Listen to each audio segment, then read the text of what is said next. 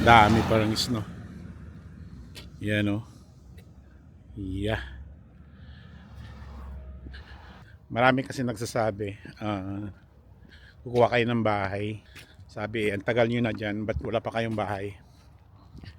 Alam nyo, magkaiba kasi yung pananaw ng isang tao.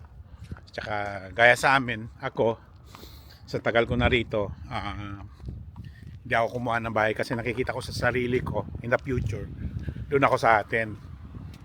So may mga time noon na mura pa yung bahay guys, mga 20 years ago. May 215 bahay pa nga eh. Kumpara mo ngayon eh almost 1 million, yung iba 1 million may higit na. Yeah, so kaya lang wala sa isip ko na magka-interest kumuha ng bahay dahil yun nga ang goal ko ay sa atin. Yung may kunting perang naipon ay bumili ng mga kunting properties lang para may mauwian sa atin. Yeah. Kasi nakikita ko na pagtanda ko, mas komportable ako doon kaysa dito. Nakikita ko kasi yung mga lifestyle dito. Kasi yung iba naman, ang goal nila pagdating dito, bahay agad. So, yun, nakakuha sila ng bahay. Good for them sa time na panahon noon.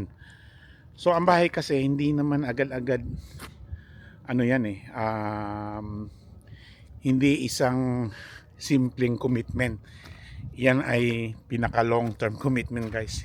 Hindi lang porque may down payment ka, ayos na yon. Yun ay 20 to 30 years to pay. Hindi porque may down payment ka ay okay na. Kasi babayaran mo pa yung mortgage, property tax, maintenance, insurance. Biro mo yan. Ang dami mong pang isipin, hindi lang isang one shot na bayaran. At saka wala namang nakakabili ng cash dito na bahay. Meron ko narinig yung mga Chinese. Siyempre maraming pera yun. Isang bayaran lang. So sa mga kagaya natin, yung mga pumunta rito na naghahanap buhay lang, siyempre maghulugan ka ng bahay. Yeah. Kaya magkaiba kasi ang ang goal ng isang tao at saka prinsipyo. Yeah, yun ang dahilan.